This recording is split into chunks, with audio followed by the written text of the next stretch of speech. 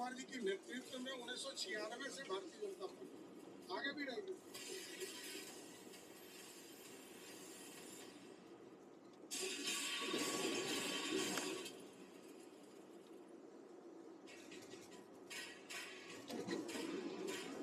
नमस्कार, आप देख रहे हैं हल्ला बोल। आपके साथ मैं हूं अंजना कश्यप। गठबंधन सरकार शक्ति अभी से तैयार। आज हम हल्ला बोल इस मुद्दे पर चर्चा करेंगे, लेकिन बड़ी खबर के साथ शुरुआत कर रहे हैं।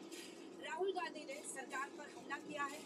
प्रधानमंत्री नरेंद्र मोदी और गृहमंत्री अमित शाह पर खास तौर पर हमला करते हुए उन्होंने कहा है शेयर बाजार को मैनिपुलेट करने का उन्होंने आरोप लगाया है।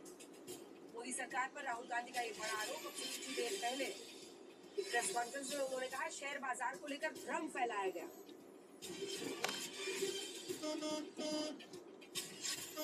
उनके हिसाब से रिटेल इन्वेस्टर्स को ये कहा गया कि आप शेयर बाजार में इन्वेस्ट कीजिए, आप शेयर्स खरीदिए। मार्केट घोटाले की अब जेपीसी जांच की वो मांग कर रहे हैं। 30 लाख करोड़ रुपए का नुकसान हुआ है। शेयर बाजार घोटाले की जेपीसी जांच हो, ये राहुल गांधी कह रहे हैं।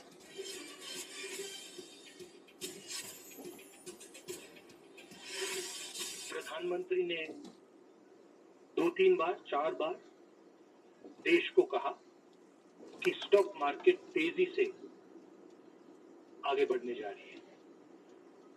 होम मिनिस्टर ने सीधा कहा कि 4 जून को स्टॉक मार्केट आसमान में जाएगी, लोगों को खरीदना चाहिए। 3 जून को स्टॉक मार्केट सारे रिकॉर्ड तोड़ देता है और 4 जून को खटाक से स्टॉक मार्केट अंडरग्राउंड चला जाता है।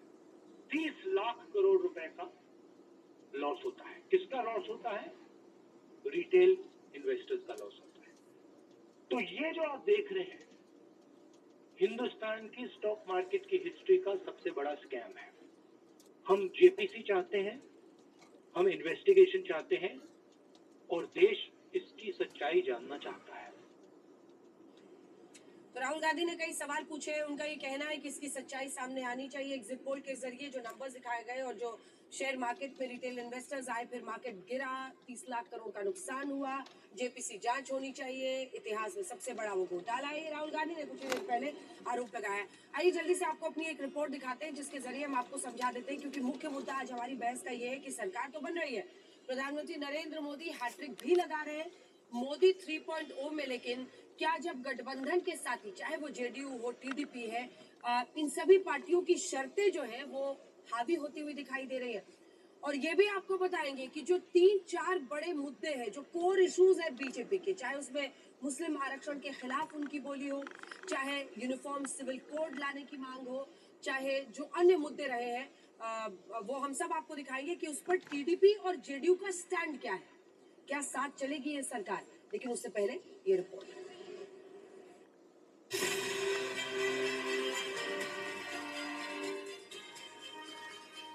9 जून खबर है कि नई सरकार के शपथ ग्रहण की यही तारीख तय हुई है।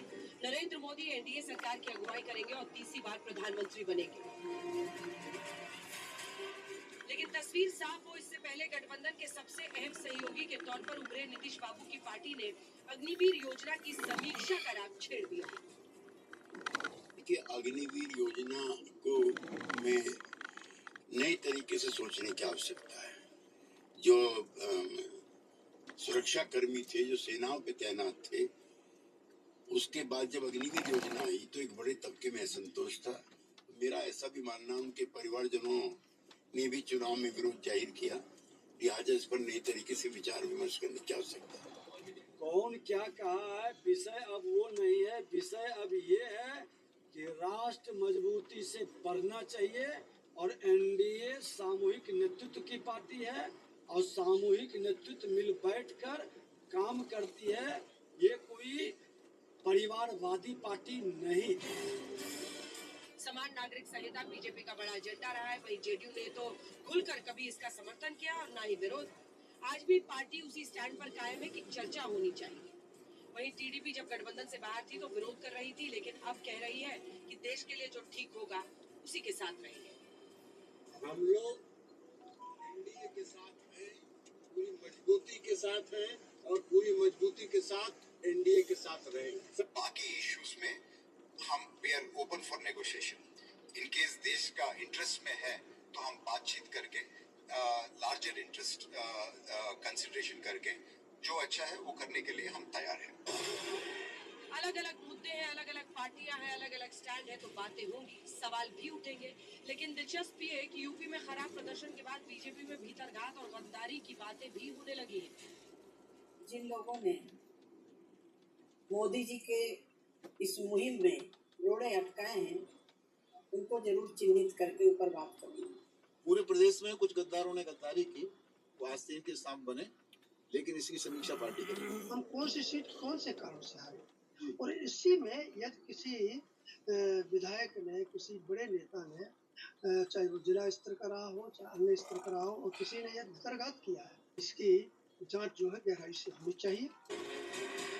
जो हारे वो क्या कहना चाहते हैं, किसकी ओर इशारा कर रहे हैं, ये समझना होगा।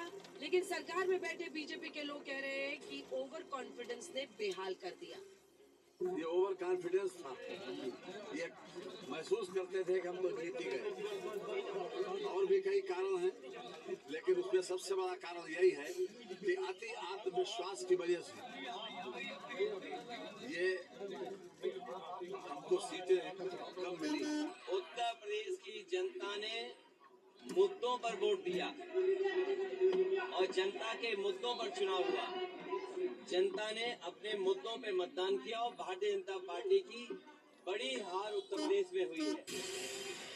राम जाने कौन ओवर कॉन्फिडेंस में था, किसने गद्दारी की, समीक्षा बीजेपी को करनी है। लेकिन इसी के साथ साथ एनडीए गठबंधन की बन रही है फिर से सरकार, और ऐसे में किसकी क्या है मांग, अब चर्चा इस पर है। आज तक ब्यूरो। गौरव भाटिया राष्ट्रीय प्रवक्ता भारतीय जनता पार्टी के हमारे साथ जुड़ रहे हैं। आलोक शर्मा जी प्रवक्ता कांग्रेस पार्टी के, अनुराग भदौरिया प्रवक्ता समाजवादी पार्टी के स्टूडियो में आ गए हैं। सत्य प्रकाश मिश्रा जी नेता जेडीयू के हमारे साथ यहाँ पर स्टूडियो में आ गए हैं, उनको भी दिखाइए। और अनूप उगीदी साहब हमारे साथ जुड़ रहे हैं, जो कि प्रवक्ता है टीडीपी के। अब यही दोनों के हाथ में है पूरा मामला, क्योंकि गठबंधन की सरकार है तैयार, लेकिन शर्तें अभी से हैं हजार। लेकिन हम चाहते हैं कि आगे की जानकारी पर कुछ बात हो। हम आपको दिखाते हैं कि 3-4 जो बड़ी योजनाएं, क्योंकि आज से ही सत्यप्रकाश मिश्रा जी की पार्टी ने अग्निवीर को लेकर अपना राग छेड़ दिया है। इसी में हम आपको बताते हैं कि अभी तक अग्निवीर स्कीम, सबसे पहले जेडीयू का इस पर क्या स्टैंड है। हम इसके खिलाफ नहीं है, लेकिन इसमें व्यापक विचार विमर्श की आवश्यकता है, और जो पार्टीज इसमें इन्वॉल्व है उनकी चर्चा, माफ कीजिएगा, ये अग्निवीर योजना पर नहीं है। दरअसल बहुत विरोध हुआ था, ये जेडीयू का कहना है, मैं समझ गई, वो आपका यूसीसी पर था। बहुत विरोध हुआ था, चुनाव में भी असर देखने को मिला। इस पर दोबारा विचार करने की जरूरत है। ये 6 जून को आप देख रहे हैं, आज केसी त्यागी का बयान, समीक्षा जरूरी। तो अग्निवीर स्कीम पर पूरी तरह से जेडीयू ने सवाल खड़ा कर दिया है, लगभग हमने इसीलिए क्रॉस लगा दिया है। अपने करंट पोजीशन में सत्य जी, आप चाहते हैं कि अग्निवीर योजना में बदलाव हो? एक लाइन बदलाव नहीं, समीक्षा होनी चाहिए, इससे एक हताशा पैदा हुई थी। ठीक है, ठीक है, इस एनालिसिस पर चर्चा और करेंगे। अब देखिए, अग्निवीर पर ही टीडीपी उनके साथ नजर आ रही है। घोषणा पत्र में हालांकि जिक्र नहीं है इसका। अब आ जाते हैं समान नागरिक संहिता पर, यूसीसी पर। जेडीयू का कहना है, ये टिक मार्क इसलिए हमने लिखाया है कि उनका कहना है कि हम इसके खिलाफ नहीं है यूसीसी के, लेकिन इस पर व्यापक विचार विमर्श की आवश्यकता है। उसके करंट स्टेट में जितने भी उसके स्टेक होल्डर्स है, सबसे चर्चा होनी चाहिए। वहीं दूसरी तरफ अगर आप टीडीपी देखें, जब बीजेपी से गठबंधन में नहीं थे तब वो इसके खिलाफ थे। अब उनका इस पर क्या कहना है? चंद्रबाबू नायडू जुलाई 2023 में जो मुस्लिम समुदाय के लोग हैं उनसे विजयवाड़ा में मिले थे, और उनका ये कहना था कि टीडीपी इस पर कोई फैसला नहीं लेगी और उनके खिलाफ कोई भी कदम नहीं उठाएगी। तो देखिए, ये हमेशा कहा जाता है कि चाहे जेडीयू टीडीपी हो, दोनों के ही जो मुस्लिम समुदाय में जो मुस्लिम वोट बैंक है उसमें उनका स्टेक है। तो ऐसे मुद्दे पर वो पांव भी फूक फूक कर रखे। आ रही हूँ मैं, एक एक करके आ रही हूँ, सब पर चर्चा करेंगे। सीए क्या बीजेपी के साथ है? तो कानून का समर्थन, सीए में जेडीयू खुलकर साथ है और इस कानून का समर्थन टीडीपी भी करती है। और आप जानते हैं कि कैसे, अगर सीए के मामले में हम देखें, जेडीयू का कहना है जब कानून बना और जब लागू हुआ तब सरकार के वो साथ थी, और कई लोगों को नागरिकता का जो सर्टिफिकेट है वो बांटा भी गया है। टीडीपी भी पक्ष में थी, और ये कहा है चंद्रबाबू नायडू ने बीजेपी को बैक करते हुए सीए इम्प्लीमेंटेशन पर 15 मार्च 2024 में कि कोई भी देश जिसके पास अपना नागरिकता का कानून है ये 3 मुद्दों पर हमने आपको दिखा दिया है। अब हम कुछ ही देर में ये देखिए मुस्लिम आरक्षण भी जल्दी से दिखा देते हैं। जेडीयू टिक मार्क, जिन्हें हक है उन्हें मिले, संविधान में जो कहा जाता है उन्हीं के साथ हो, संविधान के दायरे में जिन्हें हक है उन्हें मिलना चाहिए। लेकिन पीडीपी जो कि 4% मुस्लिम आरक्षण मिले ये कहती है, वो इस मुद्दे पर कैसे समन्वय बिठाया जाएगा ये दिलचस्प होगा। और इसीलिए हालांकि तारीख भी आ गई है, 9 की तारीख बता दी गई है, 9 जून को शपथ ग्रहण होना है।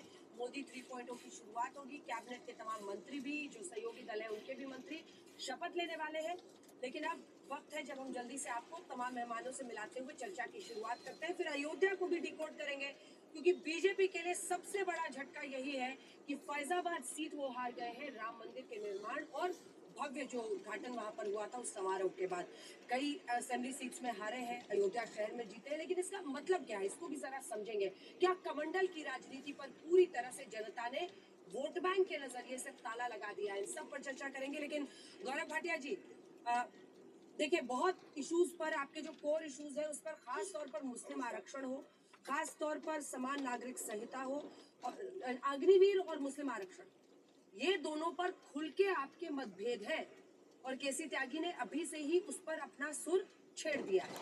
लेकिन उससे भी पहले, इस पर आप जवाब दें, उससे भी पहले मैं चाहती हूँ कि आप सीधा राहुल गांधी के आरोप का जवाब दें, जिसमें वो शेयर मार्केट के मैनिपुलेशन का आरोप लगा रहे हैं और सीधे पीएमएचएम को घेर रहे हैं।